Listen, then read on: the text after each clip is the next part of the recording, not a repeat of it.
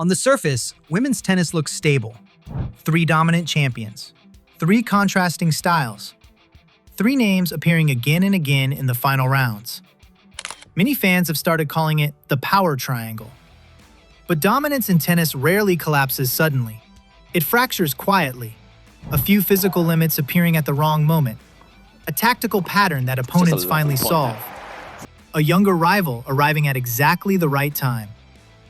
And suddenly, the structure that looked permanent begins to shift, which raises the uncomfortable question: is the current power triangle actually stable, or are the foundations already beginning to crack? But this conversation isn't about one tournament. It's about how eras in tennis are built. The sport has always organized itself around stable hierarchies. Steffi Graf's era had a clear gravitational center. Serena Williams dominated an entire generation of opponents. And on the men's side, the Big Three created perhaps the most stable competitive structure the sport has ever seen. Those eras worked for one reason. The structure held. The top players stayed healthy. Their games translated across surfaces. Their rivals struggled to consistently solve them. That stability created predictable dominance. Which is why the current moment in women's tennis feels familiar. 3 players controlling the biggest stages. 3 distinct styles shaping the tour. But if you watch the previous video, the one examining Coco Gauff as the player who could break this triangle, you already saw the first sign of tension. Because dominant structures in tennis are never permanent. They're conditional. Oh, very nice. Now let's look at the bigger picture for a second. Every era of dominance rests on structural forces, not hype, not narrative. Underlying pressure points that determine how long a hierarchy survives. 4 forces quietly shape every dominant era. Injury load. The modern calendar is relentless. Deep tournament runs mean constant physical stress. Surface dependency. Some champions dominate everywhere. Others rely on specific conditions. Tactical ceilings. Every playing style eventually encounters resistance. Age curve variance. Players rarely peak at the same time. One may still be rising, while another begins absorbing physical decline. Individually, these forces are manageable, but together, they slowly reshape eras. Oh, wow, this has been... But here's where the story becomes complicated. Modern tennis is more physically demanding than ever. Top WTA players often compete in 60 to 75 matches per season. Grand Slam runs, 1,000 events, international travel, constant surface changes. The numbers alone don't tell the story. It's what those numbers do to the body. Fatigue rarely announces itself dramatically. It appears in small moments. A rally that lasts 2 shots longer than expected.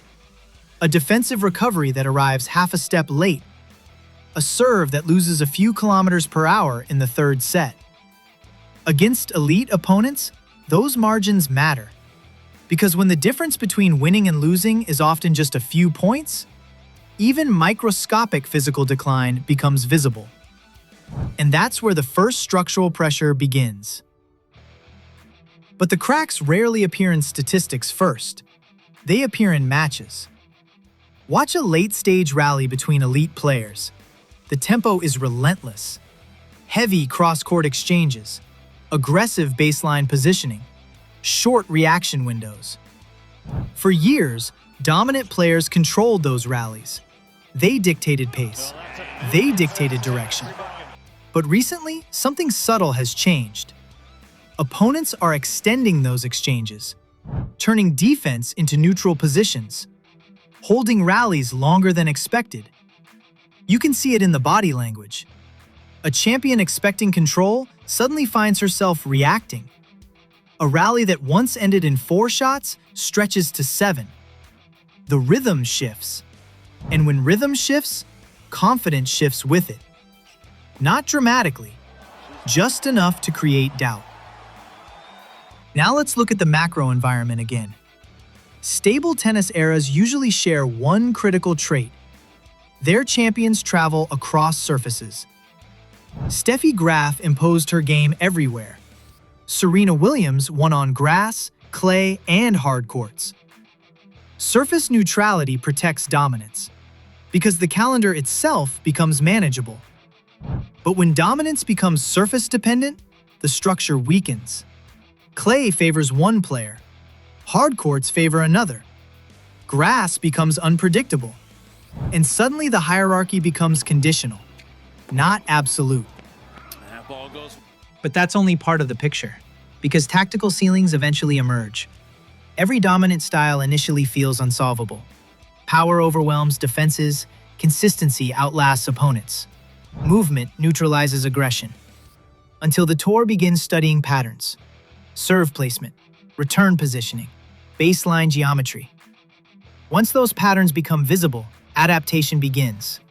Young players arrive with slightly different tools: faster court coverage, more aggressive return positions, shorter swing patterns designed for faster rallies. The tactical puzzle evolves, and dominance becomes harder to maintain. So what happens next? History suggests the answer isn't sudden collapse. It's gradual change. One season where injuries interrupt momentum, another where a younger rival solves a tactical puzzle, a third where the next generation arrives with different athletic profiles. And suddenly, the structure that once defined the tour begins rotating. Which brings us back to the earlier question. If Coco Gauff represents the first challenger to the power triangle, who else might follow? Because once one challenger proves the structure can be disrupted, others usually follow. If the current triangle holds, this era continues. 3 players defining the sport's biggest moments. 3 styles anchoring the hierarchy. But tennis history rarely stays stable forever, because the same forces that create dominance eventually test it. Injury load, surface variance, tactical evolution, age curves moving at different speeds. Individually, they're manageable. Together, they reshape eras. And if even one corner of the triangle weakens, the entire structure of women's tennis begins to shift. Which raises an even bigger question. Not just who controls the present, but what the next version of tennis itself will look like. Because the next evolution of women's tennis may already be happening. Faster courts, more explosive baseline acceleration, shorter rallies, a new athletic arms race, and a generation of players whose mentality was forged in a completely different competitive environment. That story might be even bigger than the triangle itself.